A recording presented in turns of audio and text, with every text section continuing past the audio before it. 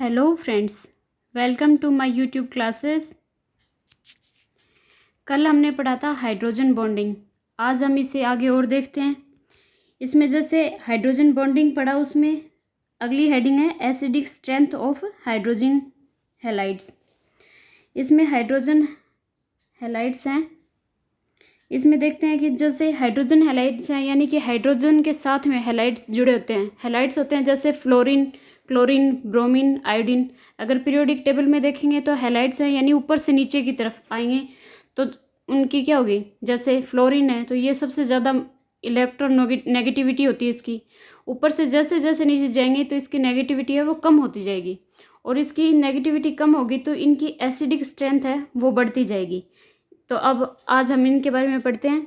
इसमें है hydrogen halides की अम्ल सामर्थ्य को समझाए। अगर हमसे ये कोई क्वेश्चन करे तो हम इसको क्या लिखेंगे, देखो कि किसी कंपाउंड की एसिडिक स्ट्रेंथ उनके प्रोटॉन्स निकालने की प्रवृत्ति पर निर्भर करती है, और प्रोटॉन्स निकालने की प्रवृत्ति बढ़ने के साथ में एसिडिक स्ट्रेंथ है वो बढ़ती जाती है।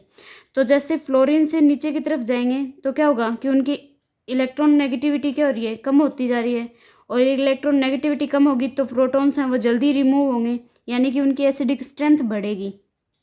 ठीक है, तो हाइड्रोजन हैलाइड्स में HF से HI की तरफ जाने पर एसिडिक स्ट्रेंथ बढ़ती है, क्योंकि HF में फ्लोरीन अत्यधिक इलेक्ट्रॉन नेगेटिव होने के कारण ये स्ट्रॉन्ग हाइड्रोजन बॉन्ड्स पाए जाते हैं। अतः जो हाइड्रोजन प्रोटॉन्स के रूप में नहीं निकल पाता, और इसी प्रकार HCl में भी हाइड्रोजन बॉन्डिंग में क्या कारण प्रोटॉन्स है वो रिलीज करते हैं। अब जैसे फ्लोरीन है उसके अंदर तो क्या हुआ कि हाइड्रोजन बॉन्डिंग होती है तो वो इजीली रिमूव नहीं कर पाएगा, लेकिन क्लोरीन है उसमें थोड़ी कम होती है, इसलिए इससे जो हाइड्रोजन बॉन्ड है वो क्या होंगे, प्रोटॉन्स हैं वो जल्दी रिमूव हो पाएंगे। अतः HF व HCl है ये कम अम्लीय होते हैं, जबकि HBr और HI में हाइड्रोजन बॉन्डिंग अनुपस्थित होने के कारण प्रोटॉन्स निकालने की प्रवृत्ति है वो अधिक होती है। अतः इनकी एसिडिक स्ट्रेंथ भी अधिक होगी। इनकी एसिडिक स्ट्रेंथ को अगर हम सीक्वेंस देखें तो ये होगा, जैसे पीरियोडिक टेबल में देखते हैं, जैसे ऊपर ऊपर फ्लोरीन, क्लोरीन, ब्रोमीन, आयोडीन है, इनके साथ में अगर हाइड्रोजन जुड़ा हुआ है तो इनकी अगर हम एसिडिक स्ट्रेंथ देखेंगे तो अप टू डाउन, यानी कि ऊपर से नीचे की तरफ जा रहे हैं फ्लोरीन, क्लोरीन, ब्रोमीन, आयोडीन की तरफ, तो इनकी एसिडिक स्ट्रेंथ क्या होगी, बढ़ती जाएगी। तो अब देखेंगे HF है, इसकी एसिडिक स्ट्रेंथ सबसे कम होगी, और अब जैसे जैसे नीचे बढ़ेंगे यानी कि HI की तरफ तो इनकी एसिडिक स्ट्रेंथ है वो सबसे ज़्यादा होगी। अब इसी प्रकार हम नेक्स्ट क्वेश्चन देखते हैं। NH3H2O HF में मेल्टिंग पॉइंट व बॉइलिंग पॉइंट अपने ग्रुप के कंपाउंड्स की तुलना में अधिक होते हैं। अब इसको देखते हैं तो जनरली क्या होता है कि अप टू डाउन, यानी पीरियोडिक टेबल में ऊपर से नीचे की तरफ जाते हैं तो उनका मोलिकुलर वेट क्या होता है, बढ़ता है, और मोलिकुलर वेट बढ़ेगा तो इनके मेल्टिंग पॉइंट और बॉइलिंग पॉइंट पे भी इफेक्ट होगा।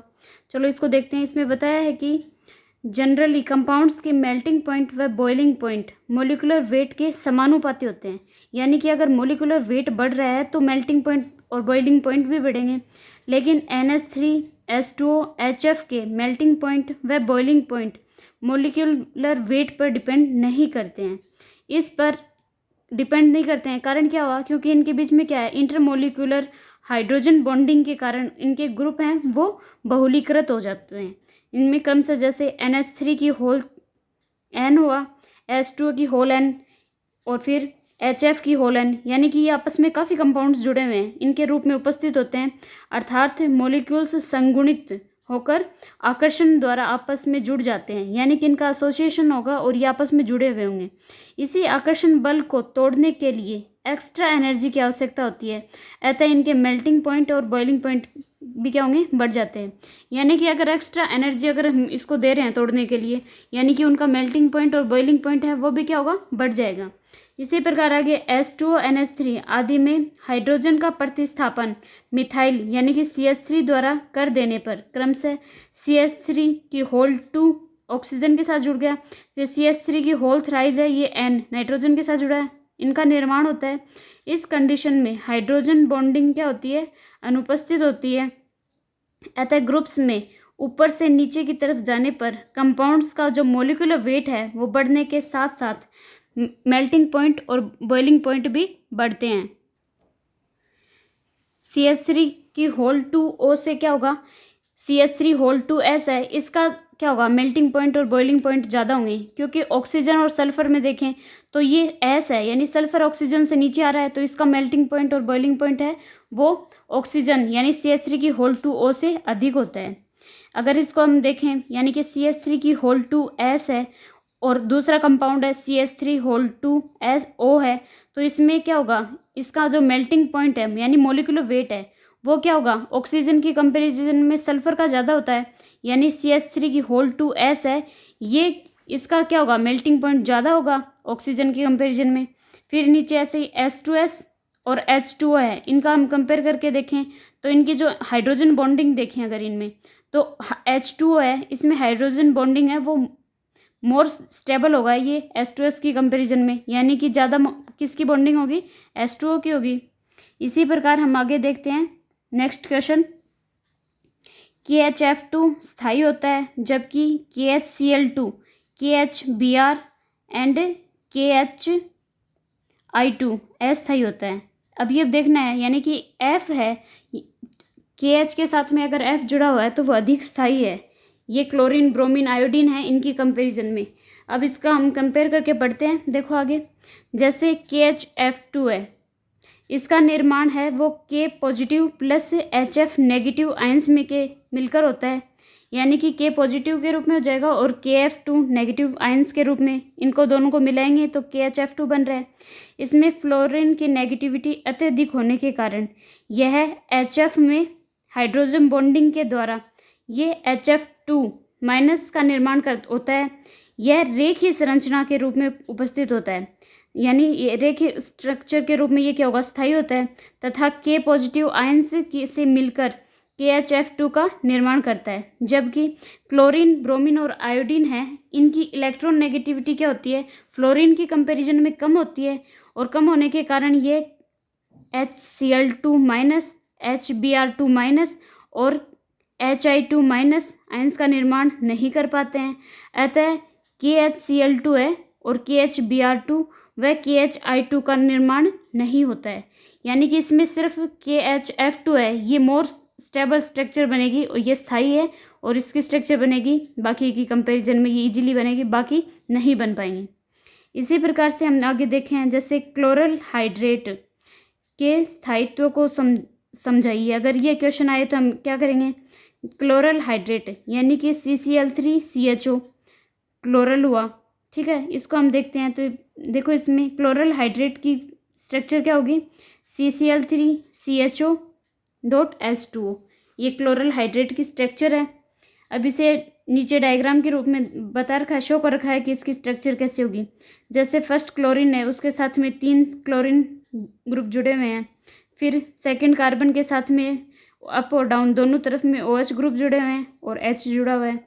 इसमें जब हाइड्रोजन बॉन्डिंग होगी तो हाइड्रोजन बॉन्डिंग में क्या होगा, जो क्लोरीन है वो OH है, तो इसके बीच में बॉन्डिंग होगी, हाइड्रोजन बॉन्डिंग होगी, यानी कि क्लोरीन और OH के बीच में क्या होगी, हाइड्रोजन बॉन्डिंग हो जाएगी।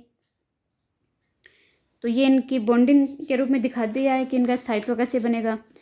फिर आगे बताए इसमें, जैसे किसी कंपाउंड में एक ही कार्बन पर 2 OH ग्रुप उपस्थित होने पर वह अनस्टेबल होता है, लेकिन क्लोरल हाइड्रेट में एक ही कार्बन है, उस पर 2 OH समूह तो स्थायी होते हैं, क्योंकि ये OH समूह निकटवर्ती कार्बन पर उपस्थित है।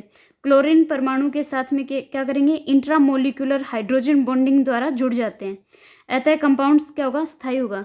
यानी अभी आपको बताया कि जैसे एक क्लोरीन है, उसके ऊपर 3 क्लोरीन थे कार्बन के ऊपर, तो और एक कार्बन है उसके ऊपर 2 OH ग्रुप है। वैसे तो OH ग्रुप क्या होते हैं, अनस्टेबल होते हैं, लेकिन ये OH बॉन्ड हैं वो क्लोरीन के साथ में हाइड्रोजन बॉन्डिंग बना लेंगे, और ये जो ग्रुप होगा ये क्या होगा, स्टेबल हो जाएगा। यानी कि ये जो क्लोरल हाइड्रेट है, ये स्ट्रक्चर इसकी क्या बनेगी, एकदम से अच्छे से बन पाएगी और स्टेबल होगी। अब हम इसमें नेक्स्ट हेडिंग देखेंगे, factor affecting hydrogen bond strength. अब हम देख रहे थे factor affecting hydrogen bond strength. इसमें फर्स्ट पॉइंट है इलेक्ट्रोनेगेटिविटी, यानी कि इलेक्ट्रोनेगेटिविटी है वो समानुपाती होगी स्ट्रेंथ ऑफ हाइड्रोजन बॉन्ड, यानी कि हाइड्रोजन बॉन्ड की स्ट्रेंथ जितनी होगी उसकी इलेक्ट्रोनेगेटिविटी उतनी ज़्यादा है।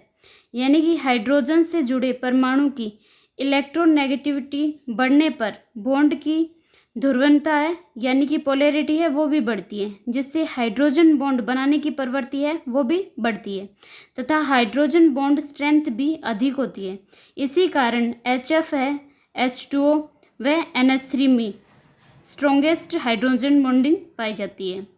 अब इसमें नेक्स्ट देखते हैं बंध दूरी, यानी कि बॉन्ड डिस्टेंस, यानी कि लेंथ बढ़ने पर इसकी जो बॉन्ड एनर्जी है वो कम होती जाती है। यानी कि जैसे जैसे अगर बॉन्ड लेंथ या डिस्टेंस बढ़ेगी तो उसकी बॉन्ड एनर्जी भी क्या होगी, कम हो जाएगी, क्योंकि उसमें ब्रेक डाउन जल्दी हो पाएगा, जिससे इससे बॉन्ड की सामर्थ्यता भी कम हो जाती है। इसमें जैसे एग्जाम्पल देखते हैं, नाइट्रोजन व क्लोरीन की इलेक्ट्रॉन नेगेटिविटी सेम होने के कारण इसके बावजूद भी क्लोरीन की तुलना में नाइट्रोजन क्या है, अधिक, यानी कि स्ट्रॉन्गेस्ट हाइड्रोजन बॉन्ड बनाता है, क्योंकि क्लोरीन की साइज है वो अधिक होने के कारण बंध की जो दूरी है वो अधिक हो जाती है। इसलिए नाइट्रोजन क्या है, इसके अंदर स्ट्रॉन्गेस्ट क्या होगा, इलेक्ट्रोनेगेटिविटी होगी इसकी, और ये प्रबल हाइड्रोजन बॉन्ड बना पाएगा। फिर ऐसे ही सेकंड पॉइंट है, इसमें देखते हैं कि HF मॉलिक्यूल्स है, इसमें हाइड्रोजन बॉन्डिंग के द्वारा जिगजैग संरचना का निर्माण होता है। यानी कि HF है वो जिगजैग स्ट्रक्चर के रूप में अपनी बॉन्डिंग शो करेगा, क्योंकि जो HF है यानी कि हाइड्रोजन बॉन्ड हुआ, यानी हाइड्रोजन और फ्लोरीन के बीच में इसकी जो बॉन्ड लेंथ है वो HF बॉन्ड लेंथ की तुलना में अधिक होती है, जिससे HF मॉलिक्यूल्स इस प्रकार व्यवस्थित हो जाते हैं कि इनका जो स्थायित्व है वो अधिकतम हो। अतः बॉन्ड लेंथ असमान होने के कारण यह जिगजैग स्ट्रक्चर का फॉर्मेशन करता है।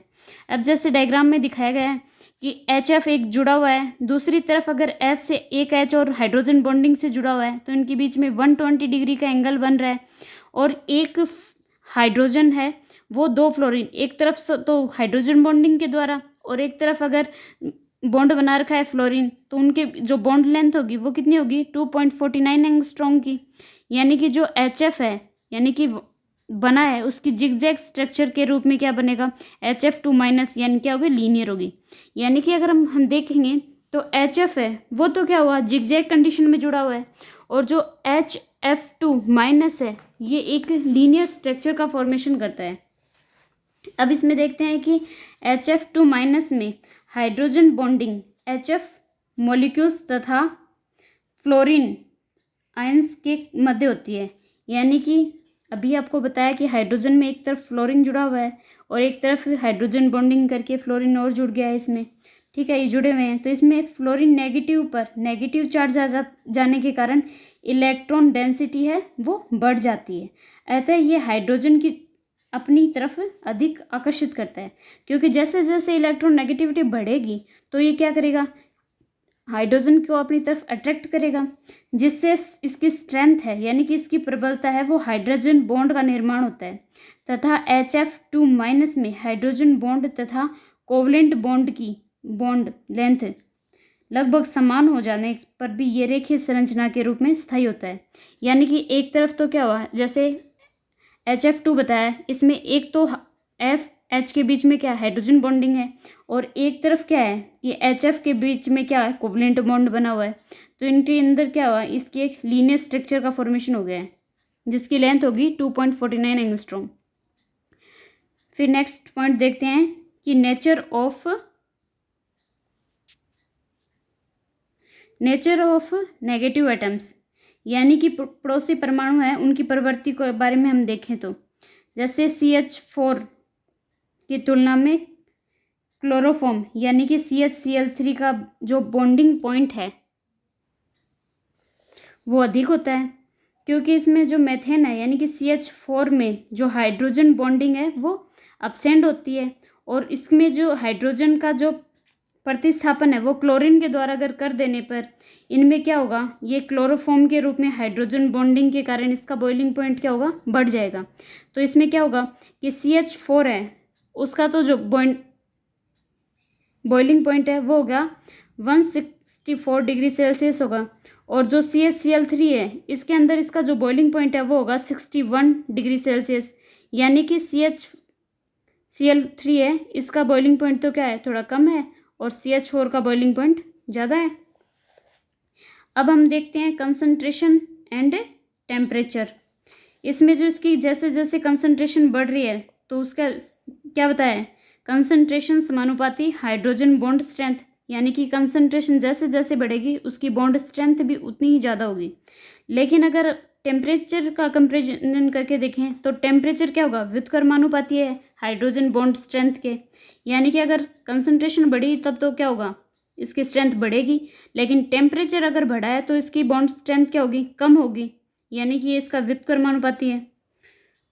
फिर नेक्स्ट पॉइंट देखते हैं, हाइड्रोजन बॉन्ड के पक्ष में प्रमाण, यानी कि evidence in factors of hydrogen bonding, यानी कि हाइड्रोजन बंध है इनके भौतिक गुणों का प्रभाव देखते हैं। तो इसमें फर्स्ट है मोलिकुलर वेट, यानी कि अणुभार।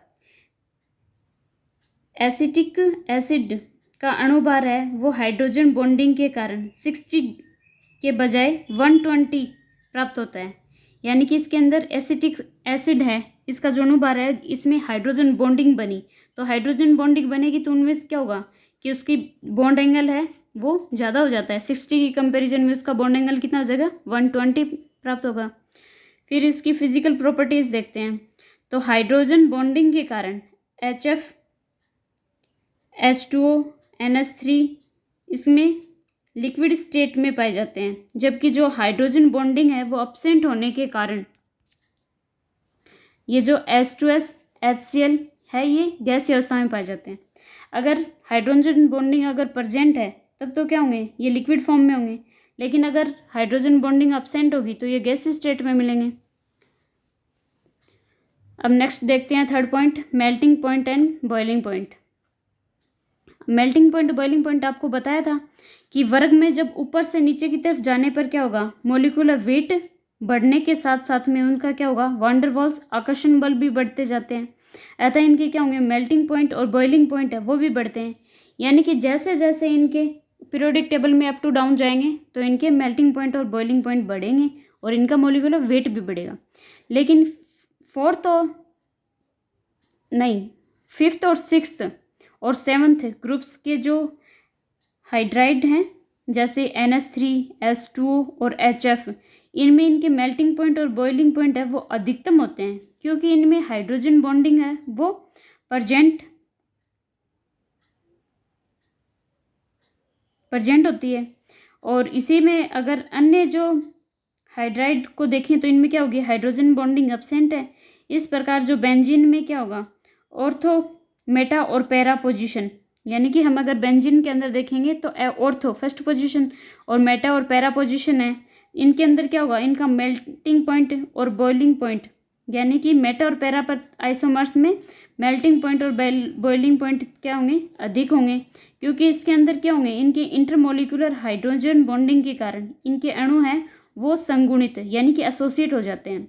अतः इन हाइड्रोजन बॉन्डिंग को तोड़ने के लिए इंट्रा एंड एक्स्ट्रा एनर्जी की क्या होगी, आवश्यकता होगी।